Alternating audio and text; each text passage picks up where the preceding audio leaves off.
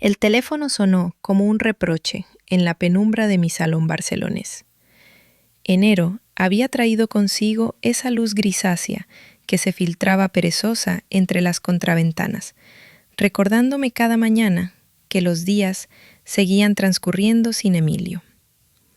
6 meses habían pasado desde que el cáncer se lo llevó, y yo seguía esperando que su voz me despertara con un «Buenos días, preciosa», que jamás volvería a escuchar. «¿Carmen?» La voz al otro lado del auricular me sobresaltó. «Soy Joaquín, de Tosa, Joaquín Serrano».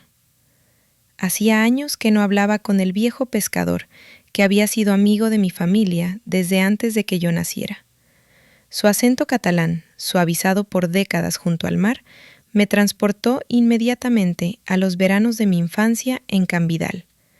«Joaquín», murmuré, presintiendo que aquella llamada traería noticias que cambiarían mi mundo otra vez. «Carmen, hija». Su voz sonaba cansada, como si hubiera envejecido años en una sola noche. «Tu tío abuelo Sebastián se nos fue anoche. El corazón, ya sabes». 88 años había cumplido el hombre. Las palabras me llegaron como olas que rompen contra las rocas.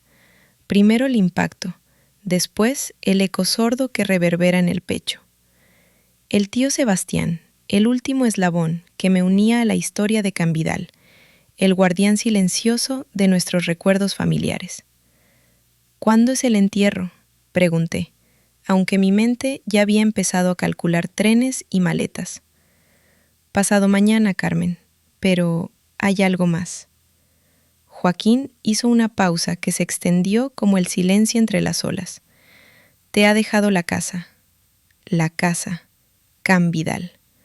Aquella construcción de piedra dorada que se alzaba sobre la cala como un centinela marino, donde había pasado los veranos más felices de mi vida, donde el abuelo Tomás me había enseñado a distinguir las gaviotas de los alcatraces, donde mi abuela Dolores guardaba en tarros de cristal el secreto de sus mermeladas. ¿A mí? La sorpresa me hizo incorporarme en el sillón donde llevaba horas agazapada como un animal herido. «A ti sola, Carmen. El testamento es claro. Dice que eres quien mejor sabrá cuidar de nuestra historia». Nuestra historia. Qué extraño sonaba ahora, cuando me sentía tan desconectada de todo, flotando en una Barcelona que me parecía ajena desde que Emilio se había marchado.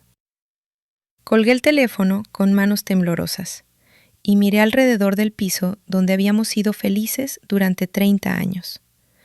Los libros de literatura que nunca más tocaría como profesora, las fotografías que ya solo me dolían, el silencio que se había vuelto mi único compañero.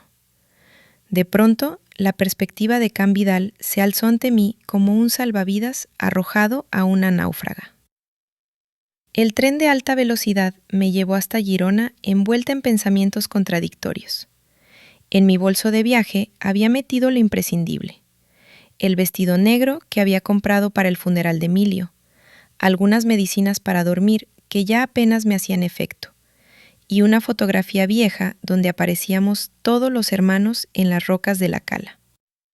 Roberto y yo, cuando éramos niños y creíamos que el mundo era un lugar justo, donde las familias se protegían entre sí. Cambidal me recibió con el mismo abrazo pétreo de siempre. La casa se alzaba en la colina como una fortaleza construida para resistir temporales, con sus muros de piedra vista y sus contraventanas de madera pintada de azul marino, descoloridas por el salitre y el tiempo. Las ventanas que daban al mar parecían ojos que hubieran contemplado demasiadas despedidas. Joaquín me esperaba en el pequeño jardín donde mi abuela cultivaba romero y lavanda. El tiempo había plateado completamente su barba, pero sus ojos seguían siendo del mismo azul intenso que recordaba. «Ha sido muy repentino, Carmen», me dijo mientras me ayudaba con la maleta. «Sebastián estaba bien. Hablamos el martes pasado de las reparaciones que necesitaba el tejado. Se fue durmiendo como un bendito». Entramos en la casa y el olor me golpeó con la fuerza de un recuerdo. cera de abeja, salitre, lavanda seca y algo indefinible que era simplemente el aroma de mi infancia. Los muebles seguían en el mismo sitio, como si el tiempo se hubiera detenido en algún momento de los años 70. El aparador de castaño, donde mi abuela guardaba la vajilla de los domingos. El sofá de terciopelo granate, donde el tío Sebastián leía sus novelas de Simenon. La mesa de roble macizo, donde habíamos cenado 3 generaciones de Vidal. Está todo como siempre, murmuré, pasando los dedos por el respaldo de una silla que conservaba las marcas de mis dientes infantiles. Sebastián no era de cambios. Decía que esta casa tenía alma propia y no había que molestarla con novedades. Me acerqué al ventanal que daba al mar. Enero había vestido la Costa Brava de melancólico gris plata, pero el Mediterráneo seguía extendiéndose infinito hasta donde la vista se perdía. Desde niña había creído que si miraba lo suficientemente lejos, podría ver las costas de África. El funeral fue una ceremonia sencilla en la pequeña iglesia del pueblo. Joaquín tenía razón. Sebastián había sido querido por todos. Pescadores jubilados, tenderos, veraneantes que habían conocido a la familia durante décadas. Mientras el párroco hablaba del descanso eterno, yo pensaba en todas las historias que se iban con mi tío abuelo, todos los secretos familiares que solo él conocía. Fue al regresar a Cambidal cuando apareció Roberto. Mi hermano menor había cambiado poco en los 2 años desde que nos habíamos visto en Navidad. Seguía siendo el mismo hombre atractivo de 55 años, con el cabello entrecano perfectamente peinado y esa sonrisa que había usado desde niño para conseguir todo lo que quería. Llegó en un Mercedes negro reluciente, acompañado de Silvia, su esposa, una mujer elegante que siempre me había tratado con esa cordialidad fría que reservamos para los parientes políticos. Carmen, cuánto lo siento, dijo Roberto, abrazándome con esa efusividad algo teatral que había perfeccionado en sus años como empresario. No me enteré hasta esta mañana. Habría venido antes, ya lo sabes. Silvia me besó en ambas mejillas con su perfume de siempre, ese aroma a flores caras que me recordaba las tiendas donde yo nunca había podido comprar. Pobre tío Sebastián, murmuró con voz compungida. Al menos no sufrió, ¿verdad? Joaquín nos observaba desde la puerta con esa mirada evaluadora que había desarrollado en 60 años de tratar con turistas y especuladores. Conocía bien a mi hermano. Había visto crecer a todos los Vidal. Entramos en la casa y Roberto se paseó por el salón como quien evalúa una inversión.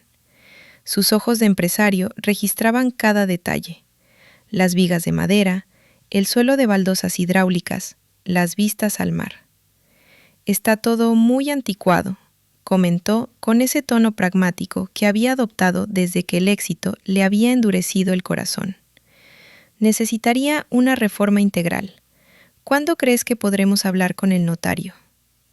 Roberto, acaban de enterrar al tío Sebastián esta mañana. Le reproché, molesta por su prisa. Por supuesto, por supuesto. Levantó las manos en un gesto apaciguador. Solo pienso en lo práctico. Esta casa va a darte muchos quebraderos de cabeza, Carmen. El mantenimiento, los gastos, las reparaciones, y tú sola, después de lo de Emilio.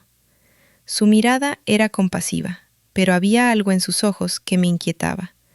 Lo conocía demasiado bien. Roberto siempre había tenido esa habilidad para vestir su conveniencia personal con el ropaje del altruismo familiar. La casa necesita mucho trabajo, continuó Silvia, como si hubieran ensayado la conversación. Y está tan aislada, no es lugar para una mujer sola. Me senté en el sofá donde tantas veces había leído mientras escuchaba las historias del abuelo Tomás. En el rincón seguía el baúl de madera de castaño donde guardaba sus documentos y recuerdos. Una reliquia familiar que llevaba décadas sin abrirse. No he decidido nada aún, dije, aunque por dentro algo había empezado a tomar forma. Una resistencia instintiva a sus prisas. Carmen, hermana. Roberto se acercó y me puso una mano en el hombro con gesto protector. Sé que estás pasando por un momento difícil. Perder a Emilio y ahora esto, pero hay que ser realistas. Esta casa es hermosa, sí, pero también es una carga. ¿Cuándo fue la última vez que el tío Sebastián invirtió en ella? El tejado tiene goteras. Las instalaciones son de hace 40 años. Podría arreglarse, murmuré, aunque su lista de problemas me abrumaba. ¿Con qué dinero, Carmen? Su voz sonaba razonable, casi paternal. Tu pensión de viudedad no da para grandes gastos, y vivir aquí aislada, sin vecinos cerca, no es bueno para ti en tu estado. Mi estado, como si fuera una enferma crónica. Podríamos venderla, sugirió Silvia con dulzura. Es un momento perfecto para el mercado inmobiliario en la costa. Con el dinero podrías comprarte algo más apropiado en Barcelona, cerca de nosotros. Podríamos ayudarte más. Roberto asintió con entusiasmo. Exacto, una inversión inteligente. El dinero de la venta te daría tranquilidad para el futuro. Y nosotros podríamos echarte una mano con los trámites. Ya sabes lo complicados que son estos temas legales. Los miré a ambos y por primera vez en meses sentí algo más fuerte que la tristeza. Una indignación sorda que empezaba a despertar en mi interior. Llevaban media hora en la casa y ya habían planificado mi futuro sin consultarme. Es solo una sugerencia, por supuesto, añadía Roberto al ver mi expresión. Tú decides, pero piénsalo bien, Carmen. Esta casa ha sido maravillosa para los veranos familiares, pero mantenerla es otra cosa muy distinta. Joaquín, que había permanecido silencioso junto a la ventana, se aclaró la garganta. Si me permites, Carmen, esta casa ha resistido 3 generaciones de Vidal. Tu abuelo la construyó con sus propias manos, después de la guerra. Cada piedra tiene su historia. Roberto le dirigió una mirada poco amistosa. Por supuesto que tiene historia, Joaquín, pero la historia no paga las facturas ni arregla las goteras. Algunas cosas valen más que el dinero, replicó el viejo pescador con tranquilidad. Fácil de decir cuando no tienes que cargar con los gastos, murmuró Silvia. El ambiente se había vuelto tenso. Me levanté y me acerqué al baúl del rincón. La madera estaba suave y oscura por el tiempo, y la cerradura, aunque vieja, seguía funcionando. Dentro encontré documentos amarillentos, fotografías en sepia, cartas atadas con cintas desteñidas. La historia de mi familia guardada como un tesoro. El tío Sebastián quería que yo tuviera esta casa, dije finalmente. Por algo será. Por supuesto que por algo será. Roberto se acercó con renovado entusiasmo. Porque sabía que tú tomarías la decisión más sensata. Sebastián era un hombre práctico. Pero mientras hablaba, algo en su tono me pareció falso, como si estuviera actuando. Y cuando creía que no lo veía, intercambiaba miradas significativas con Silvia. Aquella noche, después de que se marcharan prometiendo volver pronto para acompañarme en los trámites, me quedé sola en Can Vidal con Joaquín, que se había ofrecido a quedarse por si necesitaba algo. ¿Tú qué opinas?, le pregunté mientras tomábamos una infusión de tila en la cocina. Joaquín tardó en responder, mirando fijamente su taza, como si en el fondo pudiera leer el futuro.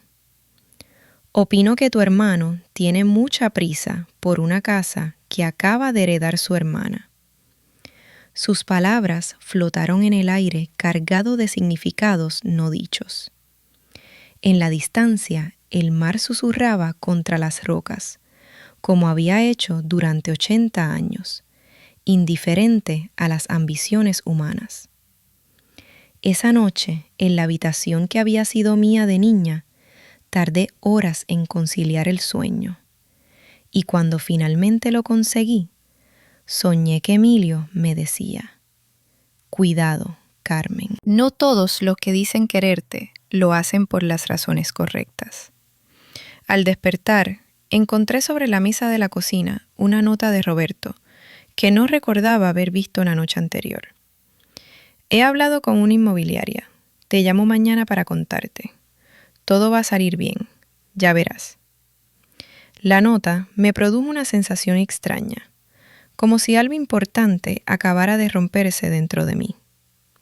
Febrero llegó con esa lluvia fina que convierte la Costa Brava en un paisaje de acuarela desdibujada. Llevaba 3 semanas en Cambidal y por primera vez desde la muerte de Emilio había conseguido dormir sin pastillas. El sonido del mar me arrullaba como cuando era niña, y los días transcurrían con una lentitud sanadora que mi alma agradecía, hasta que Roberto intensificó su campaña. Las llamadas comenzaron puntuales cada mañana a las 9, como si fuera una cita médica que no podía saltarse. Su voz al teléfono se había vuelto más insistente, más paternal, más asfixiante. «Carmen, he estado pensando en tu situación», me decía, y yo ya sabía que venían problemas. «No es sano que estés allí sola, rumiando penas. Papá siempre decía que hay que mirar hacia adelante, no quedarse anclado en el pasado». Papá. Qué curioso que ahora invocara la memoria de nuestro padre para justificar sus prisas. El mismo papá que había construido con sus manos la pérgola donde yo desayunaba cada mañana, que había plantado los rosales que aún perfumaban el jardín en primavera. «Roberto, estoy bien aquí», le respondía siempre, pero mi voz sonaba menos convincente cada día. «Bien, Carmen, la casa se cae a pedazos. Ayer hablé con un aparejador, un profesional de confianza. Me ha hecho un presupuesto preliminar, solo con echar un vistazo desde fuera. ¿Sabes cuánto costaría ponerla en condiciones habitables?». La cifra que mencionó me cortó la respiración. 60.000 euros. Una fortuna que yo no tenía. Una suma imposible con mi pensión de viudedad y los pocos ahorros que quedaban después de la enfermedad de Emilio. 60.000 euros, Carmen. Y eso solo para empezar. El tejado, las instalaciones eléctricas, la fontanería, todo está obsoleto. Es una ruina disfrazada de casa bonita. Sus palabras se clavaban en mi mente como astillas. Por la noche me despertaba calculando 800 euros de pensión, más los 600 de mi jubilación anticipada. 1.400 euros al mes para vivir, pagar suministros, medicinas, comida. ¿Cómo iba a enfrentar una reforma de semejante magnitud? «Piénsalo bien, hermana», continuaba Roberto, con esa voz que había usado de niño para convencer a mamá de que me dejara jugar con sus juguetes. «Los gastos te van a arruinar. No puedes mantener este capricho sentimental». Capricho sentimental. Así había reducido 80 años de historia familiar. Una mañana de mediados de febrero, mientras contemplaba las goteras que habían aparecido en el salón tras una noche de temporal, sonó el timbre. Al abrir la puerta, me encontré con Elena, mi sobrina, que me miraba con una sonrisa nerviosa. Elena había heredado la belleza morena de los Vidal, pero su carácter era más dulce que el de su padre. A los 28 años, trabajaba como abogada junior en un bufete de Barcelona, y siempre había sido mi sobrina favorita, aunque nunca se lo había dicho a Roberto. Tía Carmen, me dijo, abrazándome, con esa efusividad que tanto me recordaba a la niña que había sido. Tenía ganas de verte y de ver la casa. Hace años que no vengo. La invité a pasar y preparé café en la vieja cafetera italiana que había sido de mi abuela. Elena paseó por el salón como una turista en un museo, tocando los muebles, observando las fotografías familiares que colgaban de las paredes. «Es increíble cómo se conserva todo», murmuró. «Es como viajar en el tiempo». «Tu padre piensa que es una ruina», le dije, señalando las goteras que había colocado cubos para recoger el agua. Elena frunció el ceño y algo en su expresión cambió. «Tía», comenzó, y después se detuvo, como si hubiera recordado algo que no debía decir. «¿Qué pasa, Elena?» Mi sobrina se mordió el labio inferior, un gesto que había hecho desde pequeña, cuando mentía o guardaba secretos. «Nada, es que... Bueno, papá está muy preocupado por ti. Dice que esta casa es demasiada responsabilidad. Ya me lo ha dicho, varias veces. ¿Te ha comentado lo de la inmobiliaria?» Una campanilla de alarma se disparó en mi cabeza. ¿Qué inmobiliaria? Elena palideció. ¿No te lo ha dicho? Ay, Dios mío, yo pensaba que... Se llevó las manos a la cara. No debería haber abierto la boca. Elena, ¿qué inmobiliaria? Mi sobrina me miró con ojos culpables. La semana pasada escuché una conversación telefónica. Papá hablaba con alguien de una oferta por la casa. Una oferta muy alta, tía. 380.000 euros. El mundo se tambaleó a mi alrededor. 380.000 euros. Y Roberto me había estado machacando con gastos de reparación de 60.000, como si la casa no tuviera valor. ¿Estás segura de lo que escuchaste? Completamente. Y hay más. Elena bajó la voz, como si temiera que alguien pudiera oírnos. También mencionó algo de un desarrollador hotelero. Al parecer, quiere comprar toda esta manzana para construir un hotel de lujo.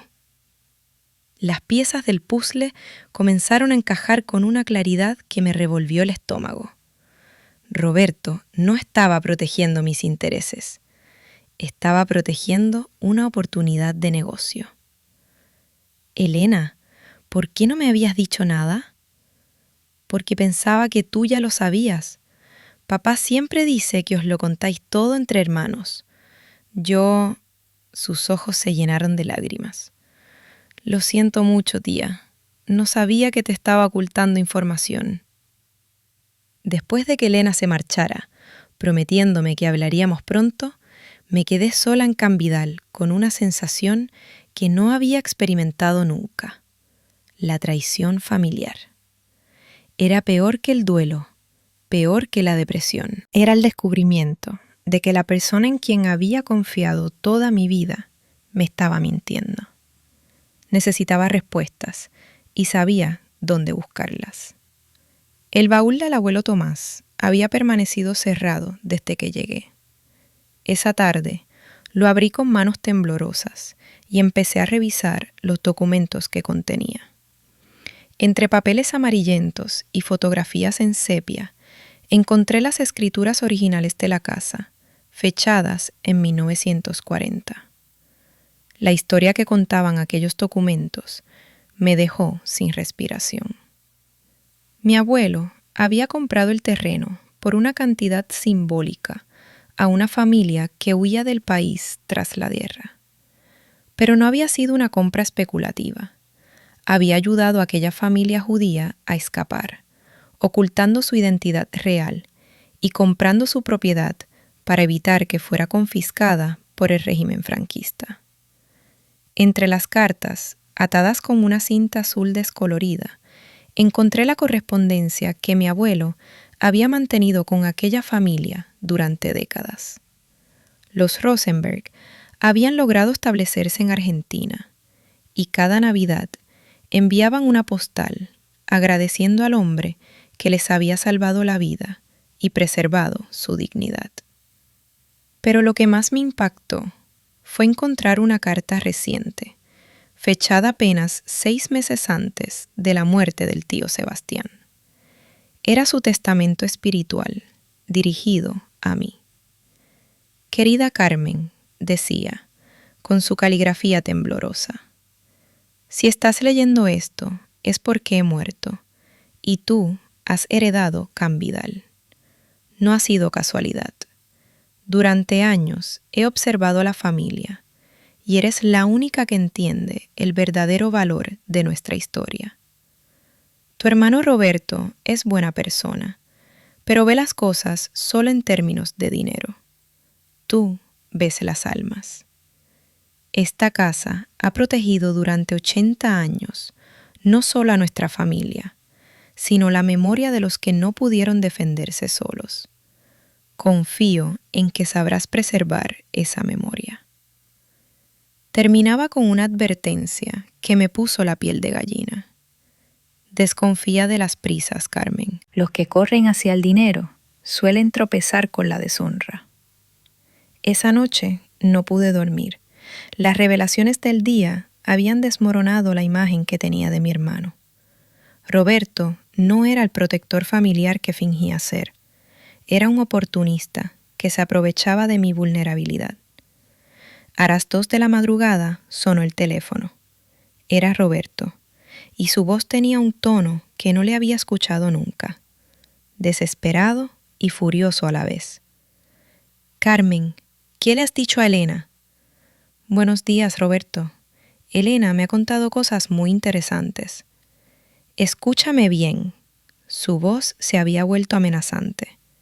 Elena es muy joven, no entiende los matices de estos temas. Te ha contado medias verdades que te van a confundir. ¿Medias verdades? Roberto, me has estado mintiendo desde el primer día.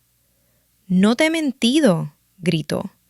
Y pude oír a Silvia de fondo, susurrándole que bajara la voz. Te he estado protegiendo de información que solo te iba a agobiar más. ¿Proteger? ¿Llamarías protección a ocultarme que hay una oferta de 380.000 euros por la casa? El silencio al otro lado del teléfono fue más revelador que cualquier confesión. Carmen. Su voz se había suavizado, adoptando ese tono manipulador que también conocía. Esa oferta no es seria, es especulativa. Si aceptas, te estafarán. ¿Y por eso no me la habías contado? Por tu bien, porque sé cómo eres. Te habrías ilusionado con el dinero y habrías tomado una decisión precipitada. Sus mentiras se volvían cada vez más grotescas. Por primera vez en 6 meses, la rabia era más fuerte que la tristeza. Roberto, mañana voy a hablar con un abogado. Quiero conocer todas las opciones antes de tomar cualquier decisión. No necesitas ningún abogado. Su voz se había vuelto histérica. Soy tu hermano. Confía en mí. Ya no sé si puedo. Colgué el teléfono con manos temblorosas. Por primera vez desde la muerte de Emilio, me sentí completamente sola, pero también completamente despierta. Al día siguiente, mientras desayunaba en la pérgola que había construido papá, decidí llamar a Joaquín para pedirle consejo. Pero cuando marqué su número, una voz automática me informó que estaba desconectado. Preocupada, fui caminando hasta su casa. Joaquín vivía en una casita de pescador a 10 minutos de Can Vidal, con vistas directas al puerto. Llamé a la puerta, pero no obtuve respuesta. Los vecinos me dijeron que había salido muy temprano, algo inusual en él. Al regresar a casa, encontré sobre la mesa de la cocina un sobre que no había visto antes. Dentro había una fotocopia de un documento que me heló la sangre. un contrato preliminar de compraventa de Cambidal, firmado por mí y fechado 3 días antes. El problema era que yo jamás había firmado aquel documento. Mi propia firma había sido falsificada con una precisión que solo alguien muy cercano podría haber logrado. Alguien que había tenido acceso a miles de documentos míos durante años. Alguien que conocía cada rasgo de mi caligrafía. Alguien de la familia. Marzo despertó en la Costa Brava con esa luz dorada que anuncia la proximidad de la primavera. Pero para mí fue el mes en que aprendí que la familia puede convertirse en el enemigo más despiadado. La fotocopia del contrato falsificado me quemaba entre las manos como un hierro al rojo vivo. Mi propia firma, imitada con una precisión escalofriante, me miraba desde el papel como una traición hecha tinta. Durante toda la noche había repasado cada curva de aquellas letras, buscando desesperadamente algún error que demostrara que yo estaba equivocada, que Roberto no podía haber llegado tan lejos.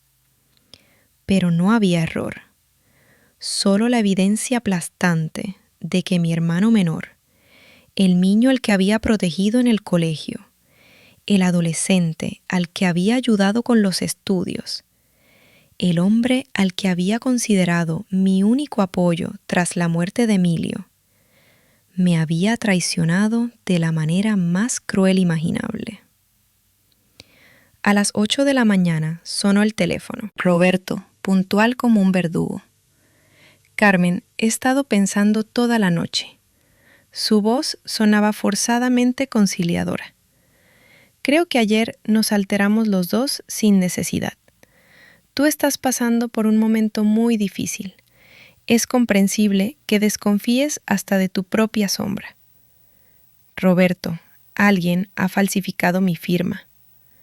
El silencio al otro lado del teléfono se alargó como una confesión. ¿Qué dices? Su voz sonaba genuinamente sorprendida, pero yo ya había aprendido a desconfiar de su talento interpretativo. Tengo aquí un contrato de compraventa firmado por mí, un contrato que yo jamás he visto. Eso es imposible, Carmen. ¿Estás segura de que no lo firmaste y se te ha olvidado? Con el estrés que llevas, los medicamentos para dormir. Sus palabras me golpearon como bofetadas. No solo me había traicionado, ahora pretendía hacerme creer que estaba perdiendo la razón. Roberto, sé muy bien lo que he firmado y lo que no, y jamás he puesto mi nombre en este documento. Carmen. Su tono se había vuelto paternal, condescendiente. Creo que necesitas ayuda profesional. Desde la muerte de Emilio no ha sido la misma. La depresión puede jugarnos malas pasadas. Colgué el teléfono con una violencia que me sorprendió a mí misma. Por primera vez en meses, la rabia había vencido a la tristeza. Una rabia limpia, purificadora, que me devolvía la energía que creía haber perdido para siempre. A las 10 de la mañana llegué a la notaría del pueblo. Don Fernando Molina llevaba 40 años gestionando los asuntos legales de Tossa de Mar y había conocido a toda mi familia. Era un hombre mayor, de aspecto paternal, con esas gafas de media luna que le daban aire de erudito provinciano. Carmen, hija, me recibió con genuino afecto. Cuánto siento lo de Sebastián. Era un buen hombre, de los de antes. Don Fernando, necesito consultarle algo urgente, le dije, y le mostré el contrato falsificado. El notario examinó el documento con la meticulosidad de quien había visto pasar por sus manos medio siglo de artimañas legales. Su expresión se fue endureciendo con cada línea que leía. ¿Usted ha firmado esto, Carmen? Jamás. Pues alguien ha imitado su firma con una precisión notable, murmuró, comparando el documento con otras firmas mías que tenía en su archivo. Esto es un delito grave, falsificación documental. ¿Qué puedo hacer? Denunciarlo inmediatamente. Y mientras tanto, voy a paralizar cualquier trámite relacionado con la casa. Nadie va a vender Cambidal sin su consentimiento expreso y verificado.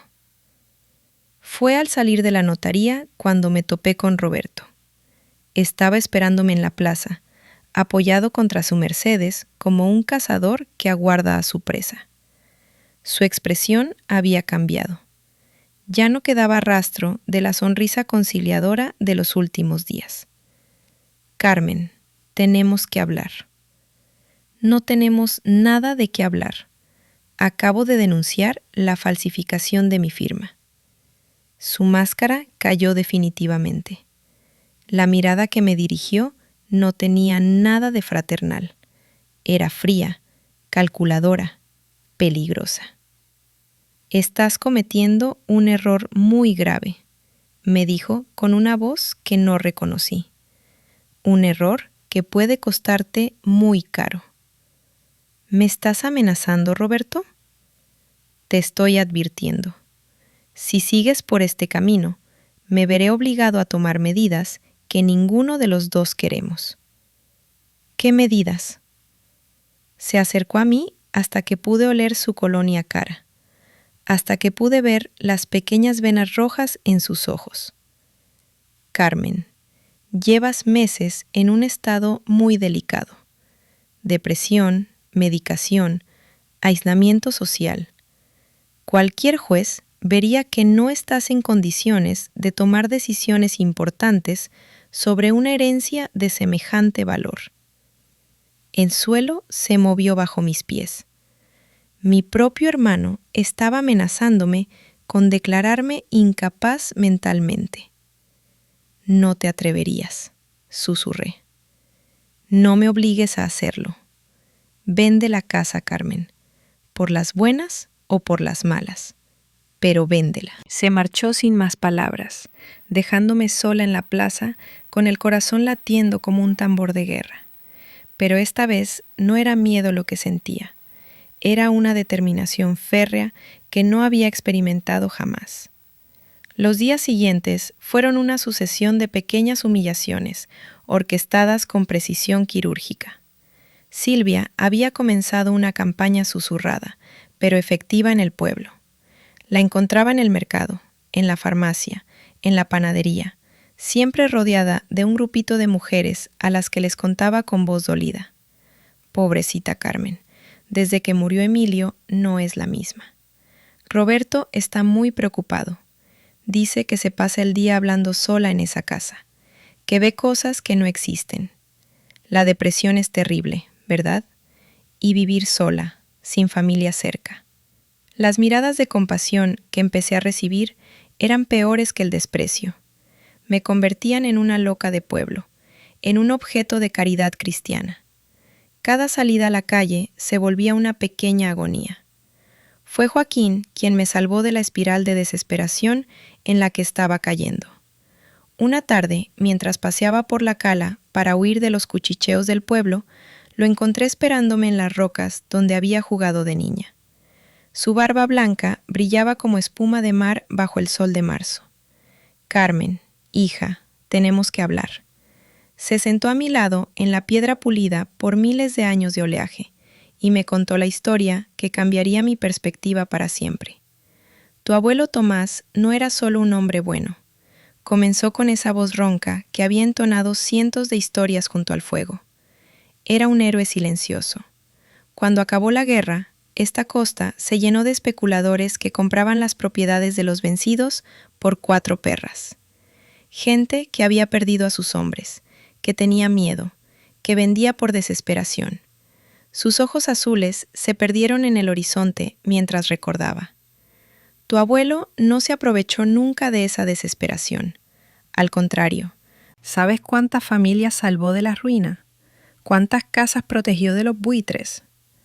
Cambidal no es solo vuestra casa familiar, Carmen. Es el símbolo de la resistencia contra la especulación, de la dignidad contra la codicia. ¿Roberto sabe esto? Roberto lo sabe todo. Yo se lo conté cuando era adolescente, igual que a ti. Pero él solo vio la parte romántica. No entendió el mensaje. Joaquín se levantó y caminó hasta el borde del agua, donde las olas lamían sus botas de pescador. Hay algo más, Carmen. Algo que Sebastián me pidió que te dijera si las cosas se ponían feas. Se metió la mano en el bolsillo y sacó un sobre lacrado con mi nombre escrito en la caligrafía temblorosa de mi tío abuelo. Dentro había un documento que me cortó la respiración. Una solicitud de declaración de bien de interés cultural para Cambidal, firmada por Sebastián y presentada en la Generalitat 3 meses antes de su muerte. Si prospera, me explicó Joaquín, la casa estará protegida legalmente.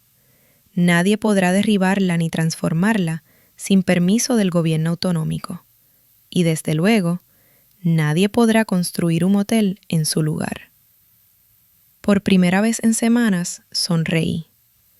Sebastián había jugado su última carta desde la tumba, protegiendo nuestra historia familiar de la codicia de Roberto.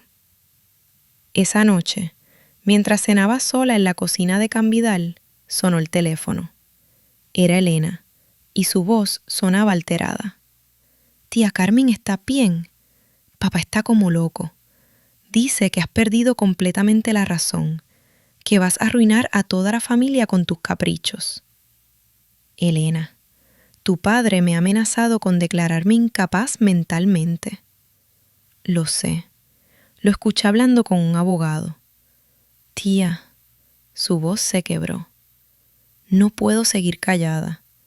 Lo que está haciendo papá está mal, muy mal». «¿Qué vas a hacer?» «Voy a ayudarte. Soy abogada, puedo orientarte. Y conozco gente especializada en patrimonio histórico, que puede asesorarte mejor que los picapleitos que consulta papá». «Elena, si me ayudas, tu padre puede desheredarme, lo sé, pero prefiero ser pobre y honesta que rica y cómplice». Al día siguiente, Elena llegó a Cambidal acompañada de un hombre mayor, elegante, con una carpeta de documentos bajo el brazo. «Tía, te presento a Luis Mendoza. Es especialista en patrimonio histórico y derecho sucesorio. Va a ayudarnos». Luis Mendoza tenía esa autoridad tranquila de quien ha pasado décadas luchando contra injusticias. Examinó todos los documentos que habíamos reunido: el testamento de Sebastián, la solicitud de Vic, las cartas del abuelo, el contrato falsificado. «Señora Vidal», me dijo finalmente, «usted tiene un caso sólido. Su hermano ha cometido varios delitos: falsificación documental, coacciones, posiblemente estafa. Pero además, si la declaración de Vic prospera, habrá intentado vender ilegalmente un bien protegido». «¿Cuánto tiempo llevará todo esto?» «Los trámites burocráticos son lentos, pero las medidas cautelares se pueden aplicar inmediatamente. Su hermano no podrá tocar la casa hasta que se resuelva todo». Cuando se marcharon, me quedé sola en el jardín, donde mi abuela había cultivado sus rosales. Por primera vez desde la muerte de Emilio, el futuro no me parecía un túnel oscuro sin salida. Tenía aliados, tenía derechos, tenía la verdad de mi lado, pero sobre todo, tenía una rabia limpia que me había devuelto las ganas de luchar. Esa noche, Roberto volvió a llamar. Su voz había perdido toda pretensión de cordialidad fraternal. «Carmen, has cruzado una línea que no deberías haber cruzado. Denunciarme por falsificación de firma. ¿Sabes lo que eso significa para mi reputación profesional? Significa que tendrás que enfrentarte a las consecuencias de tus actos. Escúchame bien». Su voz se había vuelto sibilante. Mañana mismo voy a iniciar los trámites para declararte incapaz. Tengo informes médicos de tu depresión, testimonios de tu comportamiento errático. Roberto, has cometido un error. ¿Qué error?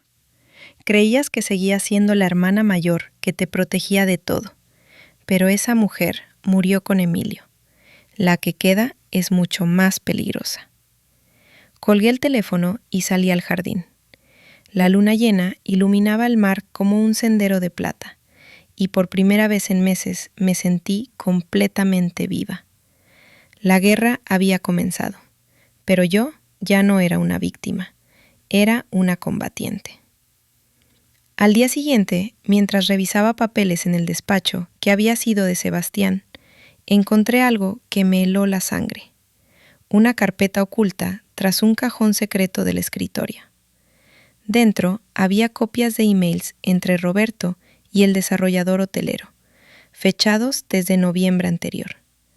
Roberto no solo había ocultado la oferta de venta, había estado negociando a mis espaldas desde antes incluso de que Sebastián muriera, usando información privilegiada sobre la herencia para posicionarse como intermediario exclusivo. Los emails revelaban que Roberto recibiría una comisión del 15% sobre la venta, más de 50,000 euros por traicionar a su propia hermana.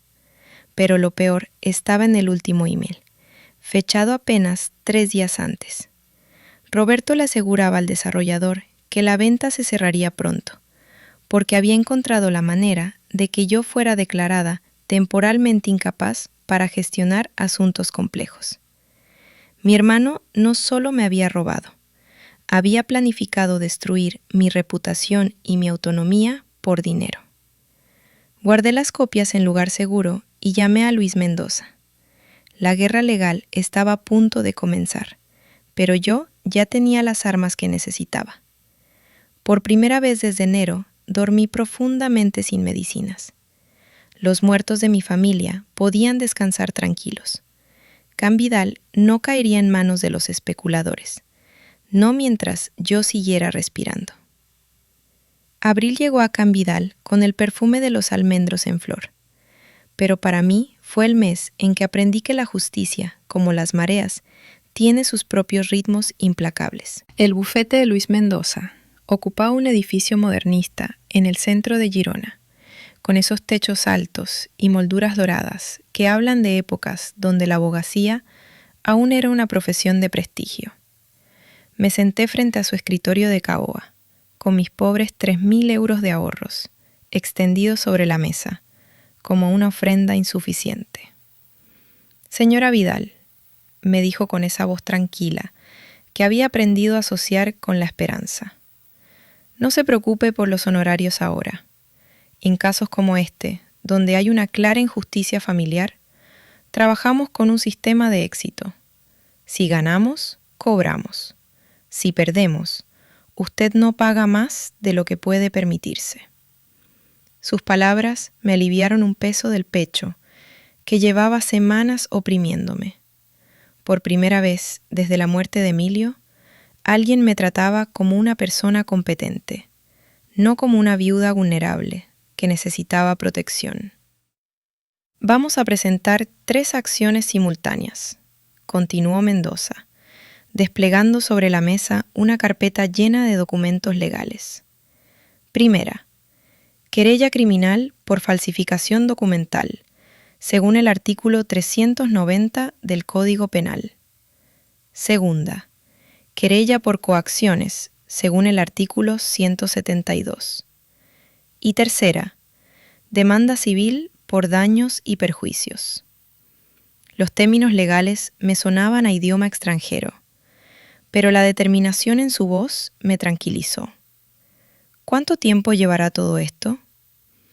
El proceso penal puede durar entre 8 meses y 1 año, pero vamos a solicitar medidas cautelares inmediatas para paralizar cualquier transacción sobre la casa. Su hermano no podrá tocar ni una piedra de Can Vidal hasta que se resuelva el caso. Firmé los papeles con manos temblorosas, pero con una decisión que no había sentido en meses. Por primera vez, desde enero, estaba tomando el control de mi vida. La primera audiencia se celebró una mañana de principios de abril, en los juzgados de Girona.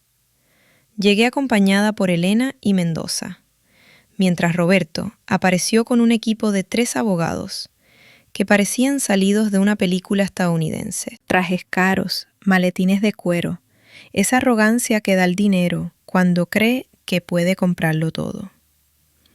El juez era una mujer de mediana edad, con esa mirada penetrante que desarrollan quienes han visto pasar por su despacho todas las miserias humanas imaginables.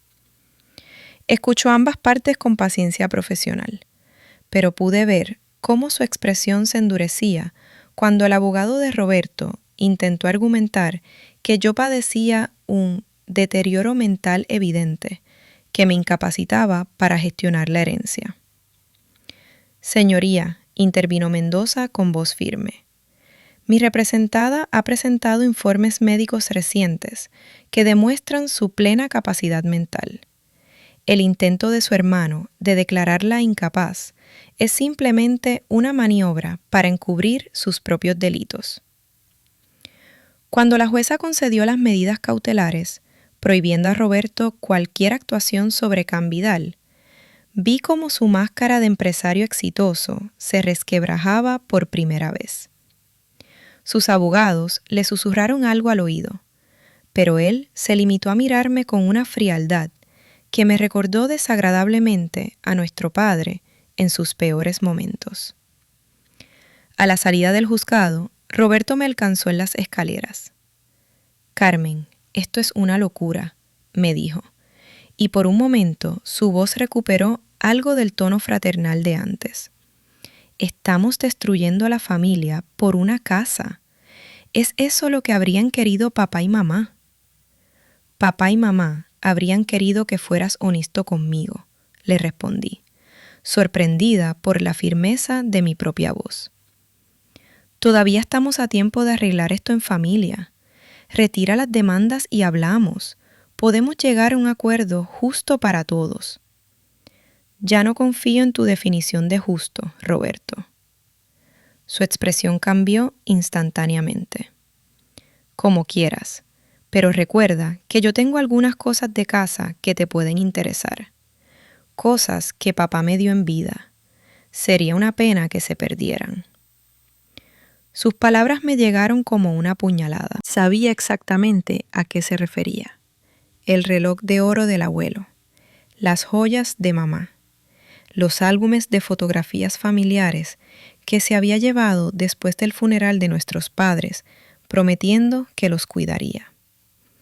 «Roberto, no te atreverías a destruir los recuerdos familiares». «No los destruiría, Carmen, pero podrían extraviarse. Las mudanzas son complicadas, ya sabes, se pierden cosas». Era chantaje puro, y ambos lo sabíamos. Los días siguientes fueron los más duros desde la muerte de Emilio. Roberto había cortado completamente el contacto conmigo, pero su ausencia se hacía sentir de maneras que no había anticipado. Silvia había intensificado su campaña de rumores, extendiéndola ahora a los familiares lejanos. Primos que hacía años que no veía, me llamaban preocupados por mi estabilidad mental, todos repitiendo la misma cantinela, que estaba obsesionada con una casa que no podía mantener, que Roberto solo quería ayudarme, que la depresión me había nublado el juicio.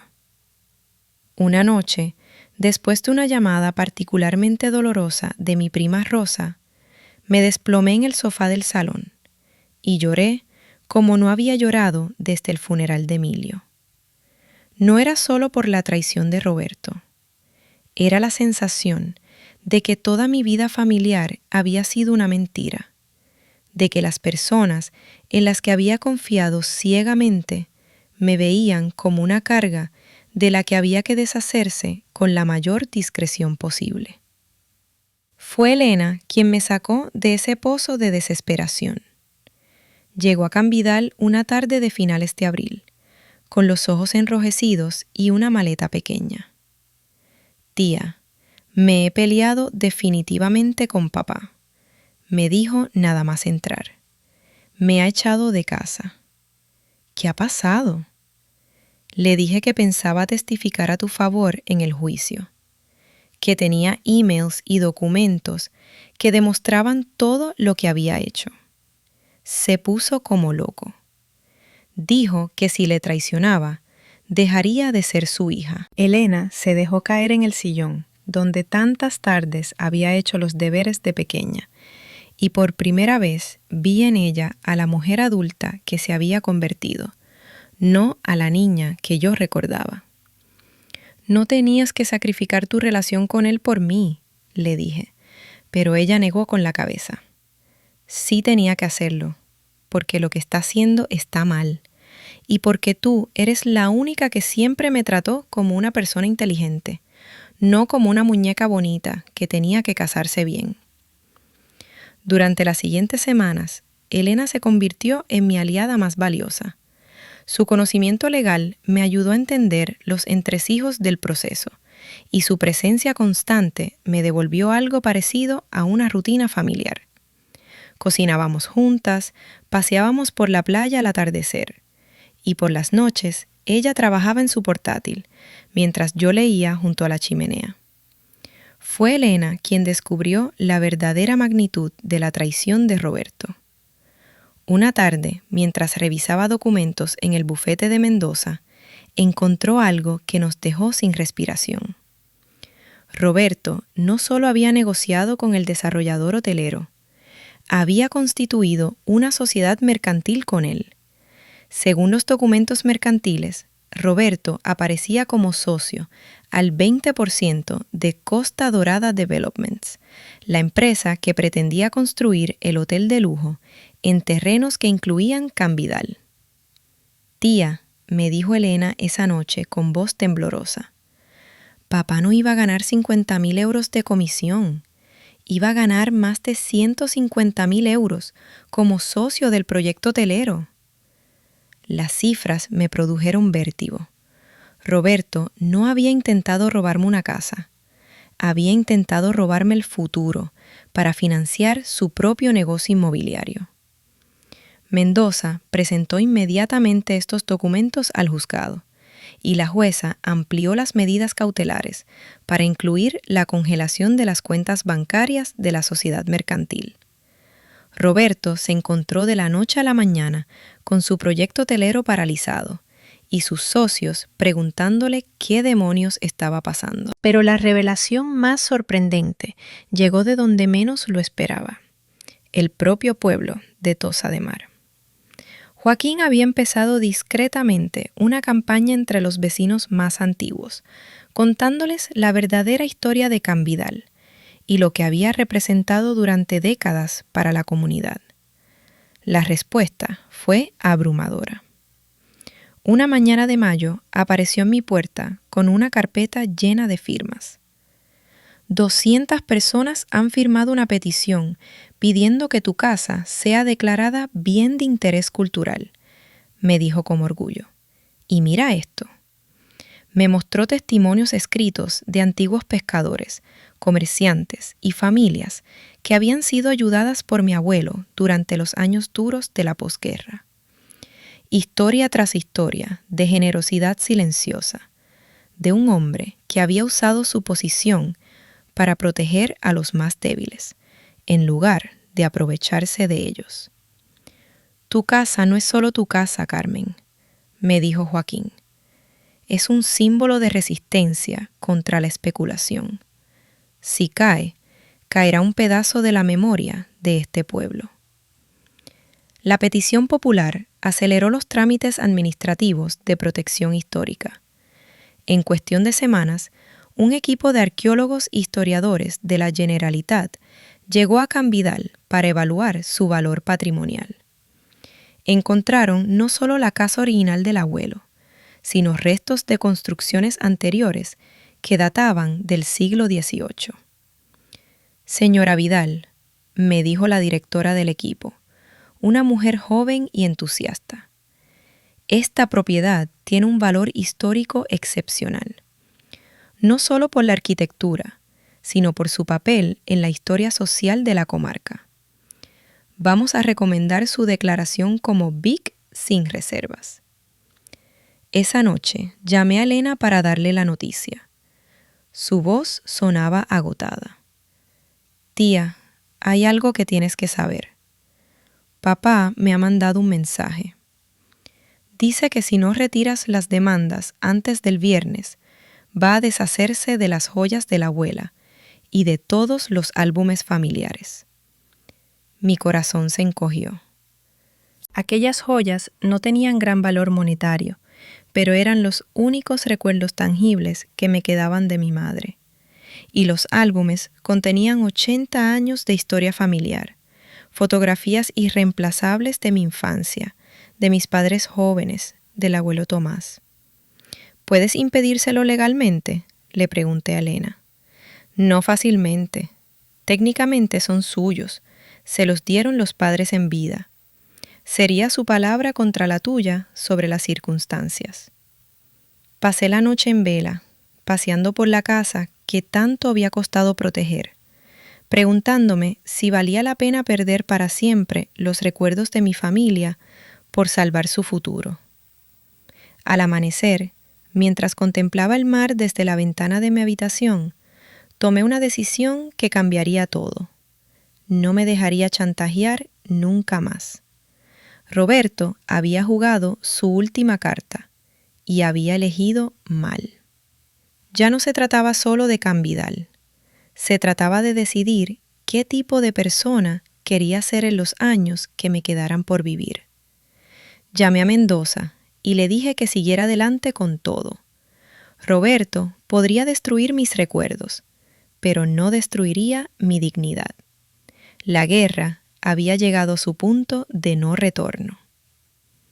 Junio llegó a la Costa Brava con esa luz dorada que transforma el Mediterráneo en un espejo de promesas cumplidas.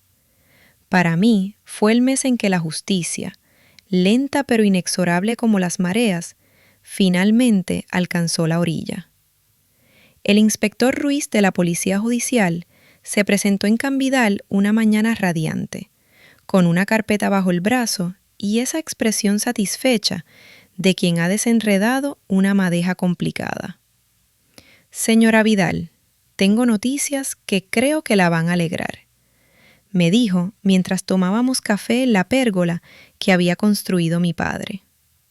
La investigación ha confirmado todo lo que usted denunció. Su hermano no solo falsificó su firma, además, hemos encontrado evidencias de un esquema de fraude más complejo. Me mostró documentos bancarios que revelaban transferencias sospechosas entre las cuentas de Roberto y la sociedad hotelera. Había usado información privilegiada sobre la herencia para conseguir financiación del proyecto, prometiendo a los inversores una venta garantizada de Can Vidal. El fiscal va a pedir 6 meses de prisión, aunque probablemente se conmuten por una multa de 12.000 euros. Además, inhabilitación para ejercer actividades empresariales durante 2 años. Las palabras me llegaron como un bálsamo después de meses de angustia. No era venganza lo que sentía, era la paz de saber que la verdad había vencido a las mentiras. Pero la sorpresa más grande llegó esa misma tarde. Silvia apareció en mi puerta con una bolsa de terciopelo azul que reconocí inmediatamente. Era donde mi madre guardaba sus joyas. Su elegancia habitual había desaparecido. Parecía una mujer vencida, con ojeras profundas y el maquillaje corrido. Carmen, vengo a devolverte esto, me dijo sin mirarme a los ojos. Son las joyas de tu madre. Roberto me pidió que las guardara cuando murieron tus padres, pero... Su voz se quebró. Pero yo sabía que te pertenecían. Abrí la bolsa con manos temblorosas. Allí estaban todos los tesoros de mi infancia.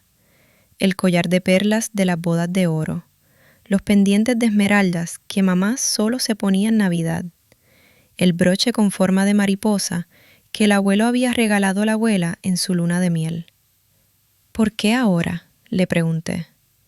Silvia se desplomó en una de las sillas de la pérgola, y por primera vez desde que la conocía, la vi como lo que realmente era, una mujer asustada que había seguido los planes de un marido demasiado ambicioso. Porque Roberto ha perdido. Los socios del hotel lo han demandado. El banco le ha retirado todos los créditos. Nos vamos a arruinar. Las lágrimas corrían por sus mejillas. Y porque me he dado cuenta de lo que hemos hecho contigo. Era mi cuñada, Carmen, mi familia. Y te traicionamos por dinero. No sentí compasión por ella, pero tampoco odio, solo una extraña sensación de cierre, como cuando se termina de leer un libro triste pero necesario. Las joyas están tasadas en 8.000 euros, continuó Silvia. Sé que no compensa todo el daño que te hemos hecho, pero es lo único que puedo devolverte. Después de que se marchara, me quedé largo rato contemplando las joyas de mamá. Elena llegó al atardecer y me encontró llorando. Pero no era tristeza lo que sentía. Era una liberación profunda, como si hubiera recuperado una parte perdida de mi alma. La resolución judicial llegó a principios de julio. Roberto fue condenado a una multa de 12.000 euros, 2 años de inhabilitación profesional y la obligación de cubrir todos mis gastos legales. Además, el juez le impuso una orden de alejamiento de 1 año. No podría acercarse a mí ni contactarme directamente. Pero lo más importante llegó una semana después. La notificación oficial de la Generalitat declarando Can Vidal como bien de interés cultural. «Felicidades, Carmen», me dijo Luis Mendoza cuando firmé los documentos. «Su casa está protegida para siempre. Nadie podrá derribarla ni transformarla sustancialmente. Es patrimonio de Cataluña». Esa tarde, Joaquín organizó una pequeña fiesta en el pueblo para celebrar.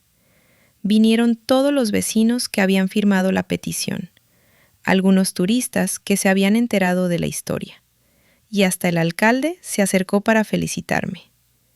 «Carmen», me dijo Amparo, la viuda que regentaba la pensión local y que se había convertido en mi confidente durante esos meses difíciles. «Tienes que estar orgullosa. Has salvado un pedazo de nuestra historia». Pero la verdadera transformación la sentí dentro de mí. Durante meses había creído que mi vida había terminado con Emilio, que solo me quedaba sobrevivir hasta que llegara mi hora. La lucha por Can Vidal me había devuelto algo que creía perdido para siempre, un propósito. Decidí convertir parte de la casa en un pequeño museo de la historia local. En las habitaciones que daban al mar, instalé vitrinas con los documentos del abuelo Tomás, fotografías de la época de la posguerra, testimonios de las familias que había ayudado. Elena me aconsejó legalmente sobre los permisos necesarios y Joaquín se ofreció como guía voluntario para contar las historias que solo él conocía. El proyecto despertó un interés inesperado. Un periodista de La Vanguardia escribió un artículo sobre la mujer que plantó cara a la especulación inmobiliaria. Y pronto empezaron a llegar visitantes curiosos. No muchos, pero lo suficientes para generar unos ingresos modestos que complementaban mi pensión. La verdadera sorpresa llegó en agosto. Un empresario local, propietario de varios hoteles rurales éticos, se acercó a mí con una propuesta inesperada. Quería comprar la parcela anexa a Can Vidal, donde habían estado los corrales del abuelo, para construir una casa rural sostenible que complementara el museo. «Señora Vidal, no soy como esos especuladores», me explicó durante una reunión en mi salón. «Trabajo con turismo responsable, grupos pequeños, arquitectura tradicional. Y lo más importante, le pagaría un precio justo. Y le aseguro que el proyecto respetará completamente el valor histórico de su propiedad. La oferta era de 50.000 euros por una parcela que había estado abandonada durante décadas. Con ese dinero podría restaurar completamente Can Vidal y asegurar su mantenimiento durante años. Consulté con Elena y con Mendoza, y ambos me aconsejaron que aceptara.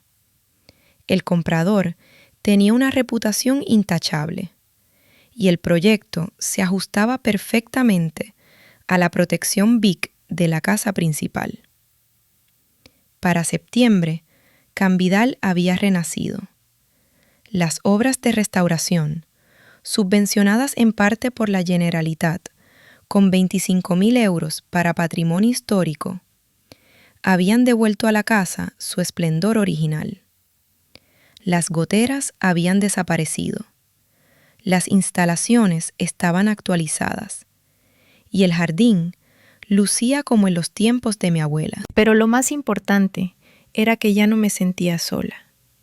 Elena había conseguido trabajo en un prestigioso bufete de Barcelona, especializado en derecho patrimonial, pero venía cada fin de semana a Can Vidal. Habíamos desarrollado una relación que iba más allá del parentesco. Éramos amigas, cómplices, dos mujeres que habían aprendido a defenderse solas. Joaquín se había convertido en mi colaborador inseparable en el museo. Sus historias atraían cada vez más visitantes y había empezado a escribir un libro sobre la memoria oral de Tossa de Mar. Amparo organizaba pequeñas excursiones gastronómicas que combinaban la visita al museo con degustaciones de cocina tradicional catalana. Por primera vez desde la muerte de Emilio, tenía una red social sólida, un proyecto que me llenaba de satisfacción y estabilidad económica suficiente para sentirme independiente. Un día de finales de septiembre, mientras ordenaba fotografías antiguas para una nueva exposición, sonó el teléfono. Era una voz que no había escuchado en meses. Roberto. Carmen. Su voz sonaba quebrada, muy diferente del tono autoritario que recordaba. Sé que no puedo llamarte, que hay una orden de alejamiento, pero necesitaba decirte algo. Roberto, no deberías... Por favor, solo un minuto. He perdido todo. La empresa, la casa, casi todos los amigos. Silvia me ha dejado. Elena no me habla. Su voz se quebró. Y todo por codicia, por querer más de lo que tenía. He arruinado a mi familia por dinero que ni siquiera necesitaba. No sabía qué responder. La rabia de meses anteriores había desaparecido, sustituida por una extraña compasión hacia el hombre roto que había al otro lado del teléfono. Te he hecho mucho daño, Carmen, un daño que no sé si podré reparar nunca. Pero quería que supieras que me arrepiento, de verdad, y que estoy orgulloso de que hayas luchado. Papá y mamá estarían orgullosos de ti. Colgué el teléfono con lágrimas en los ojos. No era perdón lo que sentía. Era el cierre definitivo de una historia dolorosa. La noche de San Juan, organicé en Can Vidal la primera gran celebración desde la muerte del tío Sebastián. Vinieron Elena y su nuevo novio, un arqueólogo que trabajaba en la catalogación del patrimonio mediterráneo. Joaquín trajo a su familia, hijos, nietos, historias que se extendían hasta el amanecer. Amparo preparó una cena con recetas que había aprendido de mi abuela. El alcalde y varios concejales se acercaron a felicitarme por el éxito del museo. Mientras contemplaba las llamas de la hoguera reflejándose en el mar, pensé en todos los que ya no estaban. Emilio, los padres, el tío Sebastián, el abuelo Tomás. Pero por primera vez desde enero, su ausencia no me dolía. Sentía su presencia protectora, como si hubieran visto que por fin había encontrado mi camino. Can Vidal seguiría en pie, protegida por la ley y por el cariño de una comunidad que había entendido su valor. Las historias del abuelo vivirían en el museo, inspirando a nuevas generaciones a elegir la dignidad antes que la codicia. Y yo, Carmen Vidal, viuda, ex profesora, guardiana de la memoria familiar, había descubierto que la vida puede comenzar de nuevo a los 58 años. Solo hace falta tener el valor de luchar por lo que realmente importa. El mar siguió susurrando contra las rocas, como había hecho durante milenios, indiferente a las pequeñas victorias humanas. Pero yo sabía que algunas victorias, por pequeñas que sean, tienen el poder de cambiar el mundo. Al menos habían cambiado el mío. Queridos amigos, ¿les gustó nuestro relato? Carmen tuvo que enfrentar la traición de su propio hermano para defender la herencia familiar y la memoria de sus antepasados.